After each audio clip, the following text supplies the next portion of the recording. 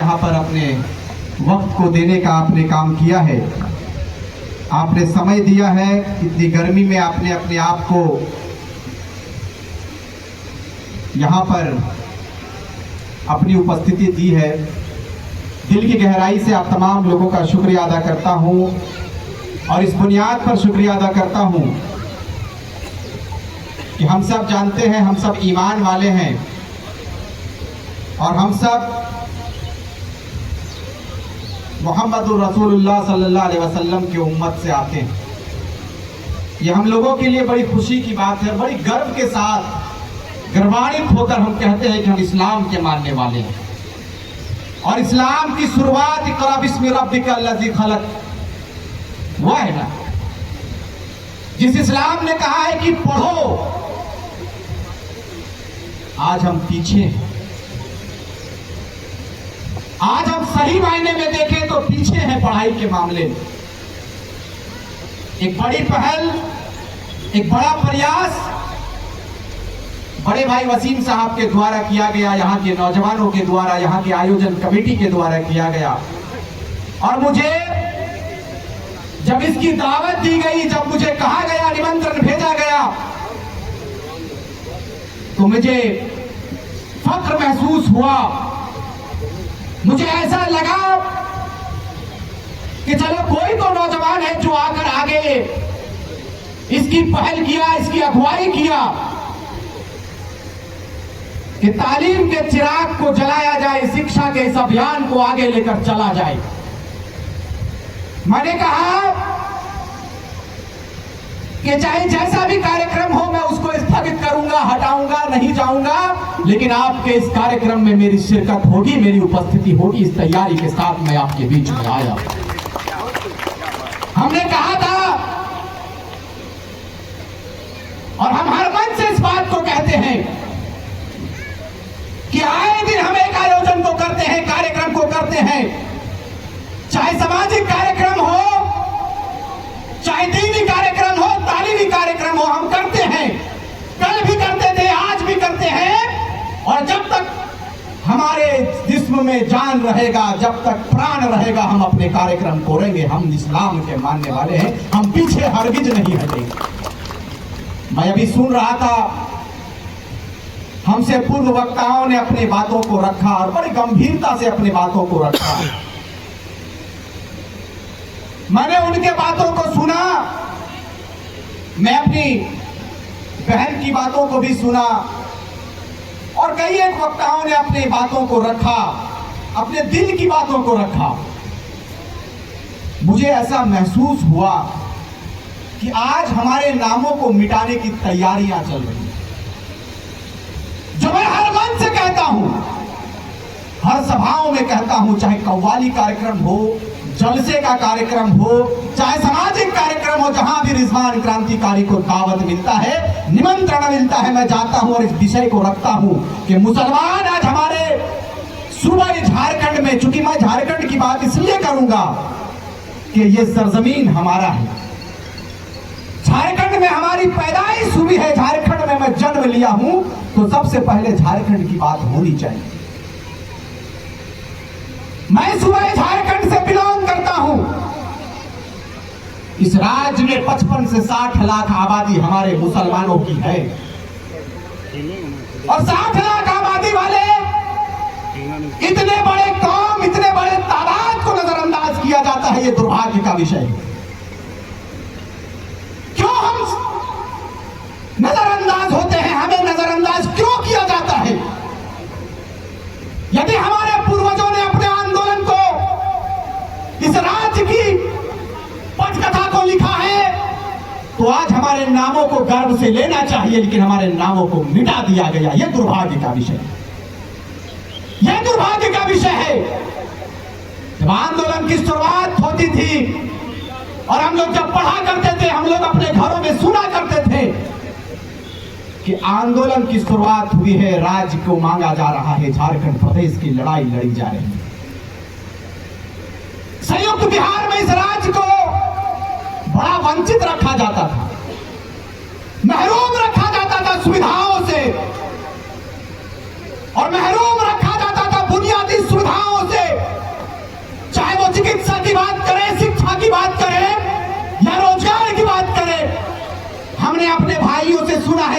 पूर्वजों से सुना है, अपने बड़ों से सुना है कि हमारे मूलभूत सुविधाओं से इस राज्य को वंचित रखा जाता था। एक चिंगारी लगाई गई, उसके बाद एक ज्वालामुखी के रूप में हमारे आंदोलनकारियों ने इस राज्य को लिया है।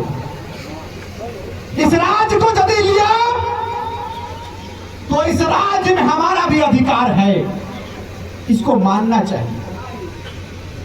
लेकिन आज देखिए, मैंने तो देखा है कि भाई मुझे लगता है कि दिल्ली के पार्लियामेंट में भी शहीद शेख भिखारी का तस्वीर लगा है कि नहीं लगा है, मुझे नहीं मालूम।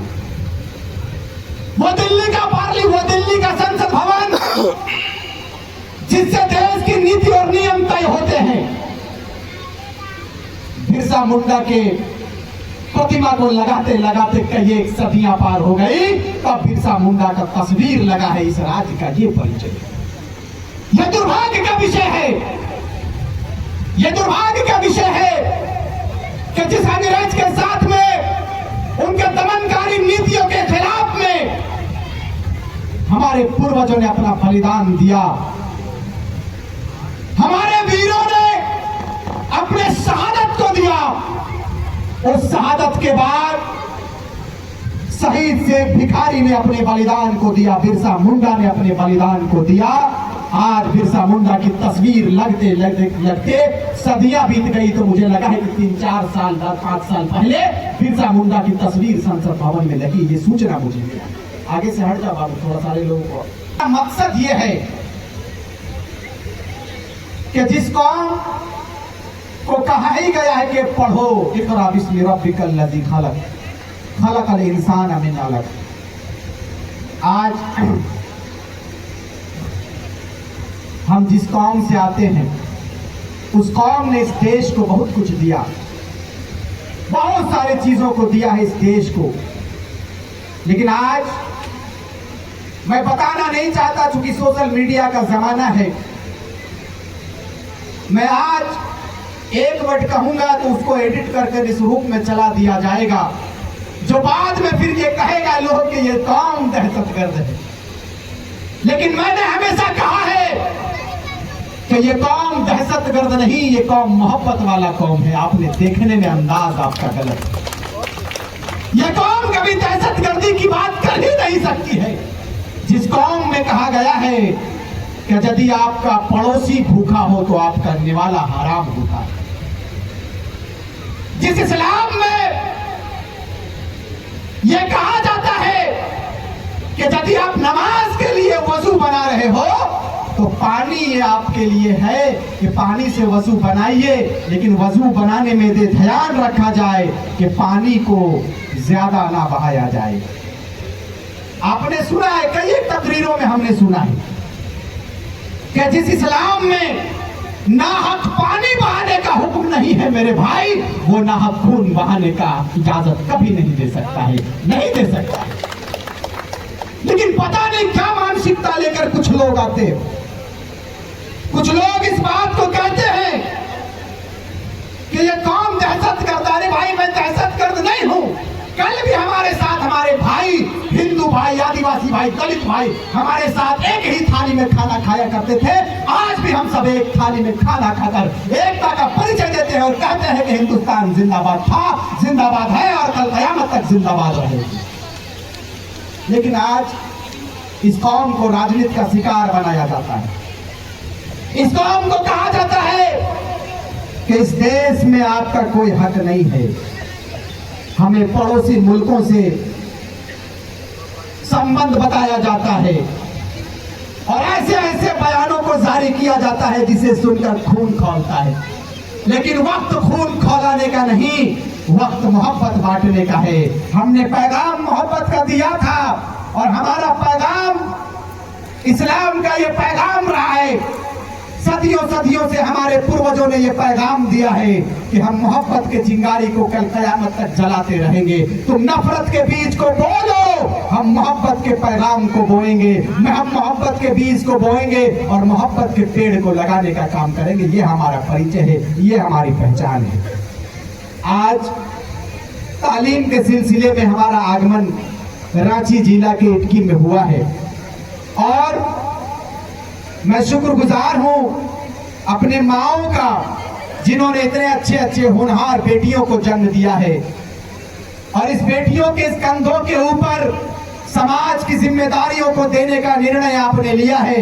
मैं अपने माओं को भी सलाम करूंगा, अपने उनके वालिद को भी सलाम करूंगा, जिन्होंने इतने होनहार बेटियों को जन्म दिया है और कहा है कि आप बढ़ो, ये परिवार, ये समाज आपके साथ में है। आप डॉक्टर बनो, इंजीनियर बनो, साइंसदान बनो, आगे बढ़ो, आगे पढ़ो और इस देश का नेतृत्व करो। इस देश का नेतृत्व आपके कंधों के ऊपर है। नफरती भाषण को देने दीजिए, कोई फर्क नहीं पड़ता है। हमने कहा था, और जब तक इस जिस्म में जान रहेगा मैं कहूंगा कि हम मोहब्बत के पैगाम को आम करने के लिए आए हैं, हम मोहब्बत के बीज को बोने के लिए आए हैं। जिनको जैसे जैसे जालिम हुक्मरान इस देश में है, ऐसे ऐसे जालिम हुक्मरान है, मैं कहूंगा कि जालिम हुक्मरानों खबरदार हो जाओ। इसलिए खबरदार हो जाओ कि हमारी बेटियों ने जिम्मेदारियां ले ली है, हमारी बेटियों ने कह दिया है कि हम डॉक्टर बनेंगे, इंजीनियर बनेंगे, साइंसदान बनेंगे, मिसाइल मैन बनेंगे और मिसाइल को बनाने का काम करेंगे और इस देश को देने का काम करेंगे, इस देश के हाथों को मजबूत करने का काम करेंगे। हम मोहब्बत के बीज को बोएंगे, हम एकता अखंडता की बात करते हैं, कोई मजबूती की बात नहीं करता, कोई नफरत की बात करता है और नफरती नारों को आम करता है। मैं कहूंगा कि आप नफरती नारों को दीजिए, सौड़ को खोलिए दीजिए, हमें फर्क नहीं पड़ता। हम अमन वाले हैं, हम चमन वाले हैं, हम मोहब्बत वाले हैं। हम चमन को, हम अपने गुलिस्तान को, हम अपने कारवां को मोहब्बत के साथ लेकर जाएंगे और हम अपने बगीचे को गंगा जमनी तहजीब के साथ में लेकर जाएंगे। और गंगा जमनी तहजीब कल भी हम आगे बढ़े थे, आज भी इस देश के लिए आगे बढ़ेंगे। अरे हम उस देश के निवासी हैं जिस देश की और हमारे मोहम्मद रसूलुल्लाह सल्लल्लाहु अलैहि वसल्लम ने इशारा करके कहा था कि उस और से ठंडी हवा आती है, वो और कोई और नहीं था, ये हिंदुस्तान की सरजमीन थी, हिंदुस्तान का था। हमारे बाप दादाओं की ये जमीन रही है, हमारी जमीन है, हमारी जमीन थी और इंशाअल्लाह कल क़यामत तक हमारी जमीन रहेगी। आप नारों को आम कीजिए, हमें कोई फर्क नहीं पड़ता है। मैं आज इटकी में आया हूं, मुझे बड़ा अच्छा लगता है जब वसीम भाई से मेरी बात होती है। मुझे बड़ा अच्छा लगता है कि जब पम्मू भाई से मेरी बात होती है सामाजिक मुद्दों के साथ में, और ये हमेशा मुझे अपना छोटा भाई माना है और मुझसे हमेशा कहा कि आप आगे बढ़िए, मैं आपके साथ में हूँ। पूरा इटकी क्षेत्र आपके साथ में है, पूरा झारखंड का मुसलमान, हर वर्ग हर समुदाय के लोग आपके साथ में है। आप प्रदेश की आवाज को बुलंद कीजिए, हम लोग आपके साथ में हैं। आप ही के हिम्मत से आज हमारा सफर इतना दूर तक हुआ है। हम लोग भी बड़ी कठिनाइयों के साथ में, बड़ी संघर्ष के साथ में इस प्रदेश में अपने परिचय को स्थापित करने में कायम हुए हैं। स्थापित करते हुए आज इतने दूर तक हम पहुंचे हैं। रिजवान क्रांतिकारी आपके आशीर्वाद से, आपकी दुआ से परिचय का मोहताज नहीं है। क्यों? क्योंकि हमने अपनी मेहनत पर विश्वास रखा है, हमने अपने संघर्ष पर विश्वास रखा है और अल्लाह तबारक व तआला ने कहा है कि संघर्ष करो। आप जब तक संघर्ष नहीं करोगे हम कामयाबी भी नहीं देंगे। हम लोग को मालूम है कि हजरत उमर फारूक रज़ी अल्लाह तआला ने, हजरत उमर फारूक या हजरत उमर की बात करें तो इन लोगों को खलीफा बनाया था। खलीफा अव्वल, खलीफा दाऊम, पहला खलीफा बनाया गया, फिर दूसरा खलीफा बनाया गया। हम लोग तो दौरे सल्लल्लाहु अलैहि वसल्लम के तरीकों को भी पढ़ते हैं, भारत के संविधान को भी मानते हैं, कुरान को भी मानते हैं और कल क़यामत तक कुरान को भी मानेंगे, संविधान को भी मानेंगे। कुरान हमें बताता है कि जीने का तरीका क्या है, संविधान हमें बताता है कि चलने का तरीका क्या है। जो लोग इस बात को कहते हैं कि इस्लाम दहशतगर्द वाले हैं, मैंने कहा था कि आप भले दहशतगर्द कह सकते हो, लेकिन हम जब तक 5 वक्त अपने पेशानी को अपने सरजमीन हिंद में मिट्टी में सजदा नहीं करते हैं, हम पूर्ण रूप से हमारा नमाज भी स्वीकार नहीं करते। लोग कहेंगे कि रिजवान क्रांतिकारी इस्लाम का बात करता है। नहीं, मैं हिंदू की भी बात करता हूँ, मैं आदिवासी भाइयों की भी बात करता हूँ, मैं दलित भाइयों की भी बात करता हूँ, मैं सबों की बात करता हूँ। क्यों ना करूँ? इसलिए करूंगा कि ये हिंदुस्तान सबों का है, किसी एक का हिंदुस्तान नहीं है। इस बात को याद रखें। जब अंग्रेजों का आगमन इस देश में हुआ, मुल्क हिंदुस्तान में जब अंग्रेज आए, तो हम सब जानते हैं कि कलकत्ता के रास्ते से हिंदुस्तान में एंट्री होती है। मकसद क्या था? उनका मकसद था व्यवसाय। व्यवसायिक दृष्टिकोण से भारत पे उसने नजर डाला और उसने कहा कि हम यहां पर व्यवसाय करेंगे, हम भारत के लोगों के साथ मिलकर व्यापार करेंगे। लेकिन यहां आया, उसके बाद यहां पर मूल्यांकन किया, यहां के लोगों पर सर्वे कराया, तो पाया कि यहां के लोगों को आसानी से तोड़ा जा सकता है। यह कमजोरी रही है, कल भी थी, आज भी है, इसको स्वीकारना चाहिए। बस धीरे धीरे कड़ी को पकड़ा और यहां के लोगों को गुलाम बना लिया। गुलामी के जंजीरों में यहां के हिंदुस्तानियों को जकड़ा गया और जकड़ कर फिर हिंदुस्तान को गुलाम बनाया गया। जब इस देश को गुलामी के जंजीरों में जकड़ा गया, तब हमारे आलमाओं ने कहा, फतवा जारी कर दिया। हमारे आलमाओं ने देवबंद से फतवा जारी हुआ, बड़े बड़े इदाराओं से फतवा जारी हुआ और कहा कि अंग्रेजों भारत छोड़ो वरना अंजाम बुरा होगा। आपने सुना होगा, तारीख बयां करती है कि बड़े बड़े तहरीर को लाया गया और हमारे उलमाओं ने कहा कि हम तब तक चैन की नींद तब नहीं सोएंगे जब तक फिरंगियों को देश से बाहर नहीं खदेड़ेंगे। आज देखिए, हमारे उलमाओं के नामों को मिटा दिया गया। मैं हमेशा कहता हूं कि इस देश की जंग आजादी में यदि भगत सिंह ने अपने कुर्बानी को दिया है तो अशफाक उल्लाह खान ने भी अपनी कुर्बानी को दिया है। शहीद आजम भगत सिंह के साथ साथ अशफाक उल्लाह खान, मौलाना अबुल कलाम आजाद ने भी अपनी बलिदानी को दिया है। और हमेशा मैं इस बात को कहता हूं और कहूंगा कि जब इस सिकंदर के शमशीर में वो ताकत नहीं था, उनके सिकंदर के शमशीर में वो फौलाद नहीं था कि भारत के एक भी कंकड़ के माथे पर विराजमान हो पाए। तभी अल्लामा इकबाल ने कहा था कि यूनानो मिस्र रोमा सब मिट गए जहां से, यूनानो मिस्र रोमा सब मिट गए जहां से। कुछ बात है कि हस्ती मिटती नहीं हमारी, सदियों रहा है दुश्मन तौरे जहां हमारा, सारे जहां से अच्छा हिंदुस्तान हमारा, सारे जहां से अच्छा हिंदुस्तान हमारा। मैं तो कहता हूं कि हम उस देश के निवासी हैं जिसको हिंदुस्तान कहा जाता है, जिसको मुल्क हिंदुस्तान कहा जाता है। और हमने कहा था कि पूरी दुनिया के दौलत में वो ताकत नहीं था कि भारत के जमीन से निकला हुआ एक पत्थर जिसको हम कोहिनूर कहते हैं, पूरी दुनिया के ताकत, पूरी दुनिया के दौलत में वो ताकत नहीं था कि भारत के इस कोहिनूर को खरीद सके। इतने प्यारे देश में हम रहते हैं, आज देश के हालात को हमें देखते हैं तो अफसोस लगता है कि इस दिन के लिए हमारे पूर्वजों ने अपने बलिदान को नहीं दिया था। इस दिन के लिए सुभाष चंद्र बोस ने अपने बलिदान को नहीं दिया था, चंद्रशेखर आजाद ने अपने बलिदान को नहीं दिया था। हमारे इस राज्य से एक वीर निकलकर हिंदुस्तान के अंग्रेज जब आए और हमारे झारखंड में जब चढ़ाई किया तो शेख भिखारी ने कहा कि शेख भिखारी अभी जिंदा है, फिरंगियों का आगमन झारखंड में नहीं होने देंगे। और अंततः परिणाम यह हुआ कि शहीद शेख भिखारी को सूली के हवाले कर दिया। फिर भी उस महान पुरुष ने, महान योद्धा ने, महान स्वतंत्रता सेनानी ने उफ तक नहीं किया। कहा कि हमने जन्म ही इसलिए लिया था कि हमारे खून को इस मिट्टी के लिए काम लाया जाए। आज शहीद शेख भिखारी के नाम को मिटाने की तैयारी चल रही है। जाग जाइए। मैं खास करके अपने समुदाय के, अपने इस्लामिक भाइयों से इस बात को कहेंगे कि सब कोई अपने अपने तरीके से भैया काम कर रहा है।